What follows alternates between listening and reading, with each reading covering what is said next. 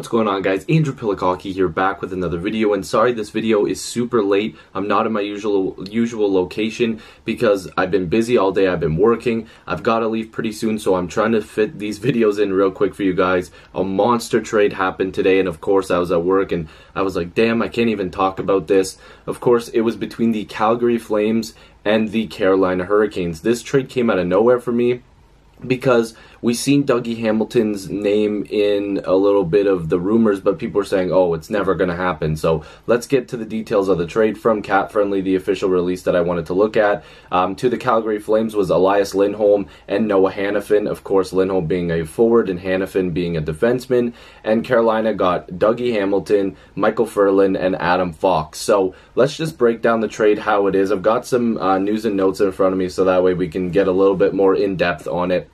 So Lindholm last year had 16 goals and 28 assists in 81 games. Now, Lindholm to me is a key to this deal, because for me, I like the deal for both sides, but I'll actually get to the fact later in the video why I think the Flames actually needed this more than Carolina, and I ultimately think that this will be a good trade for them. Even though it could be for both sides, but I think Calgary needs this right now. So Lindholm, like I said, 16 goals, 28 assists in 81 games. He has 64 goals and 188 points in his 374 total NHL games. So Lindholm definitely needs to take a step up next year. He needs to prove that he can be a reliable scorer for this team. He just needs to be able to step it up next year for this team. He needs to prove that he can put up points, because Calgary really does need scoring, and he's also a restricted free agent, much like Hanifin, but apparently those deals will be okay to get done. We know that Lindholm and Hanifin apparently declined their offers from the team that were given to them. Apparently Lindholm's contract was a little bit more difficult when working with him, so I guess it won't be too hard for Calgary to get it done. Apparently they are already taking steps. I'm not sure if that's true or not, but apparently they're taking steps.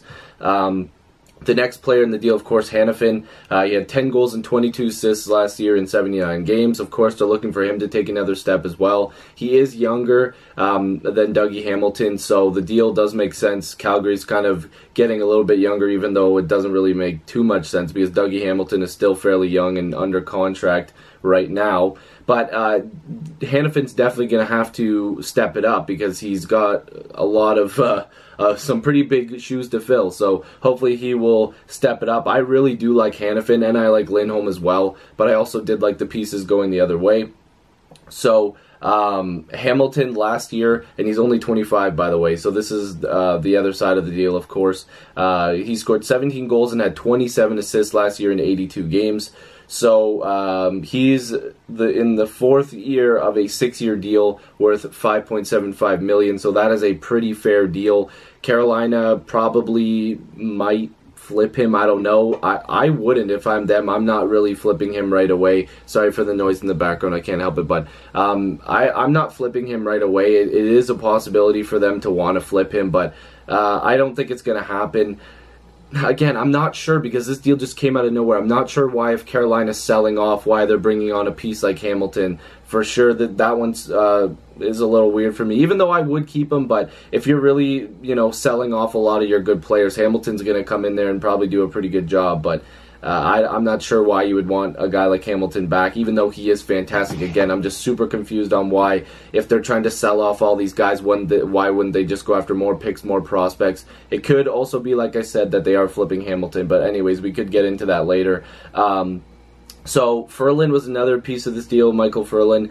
He had 21 goals and 20 assists in 77 games. His first 20-goal season. He's kind of inconsistent, so I'm not feeling like Calgary fans are going to be too upset with him going. Of course, he is a good forward, but Lindholm has the higher upside. And then, of course, another key to this deal is Adam Fox, who is a pretty good defensive right shot prospect. He's picked 66th overall in the 2016 draft and won a gold medal with the U.S. World Junior team this past winter. And the 20-year-old is probably going back to Harvard University, probably to play another season, and he probably will get another chance to play the following season, not this upcoming season. So, like I said, This deal, first of all, seems like Calgary needed a bit of a culture shock. They needed something different. Now, Dougie Hamilton going is going to sting. Ferland, if he keeps lighting it up and getting even better, which I can't see, even though he is good, I'm not dissing him, it might sting a little bit. Fox, the prospect, definitely,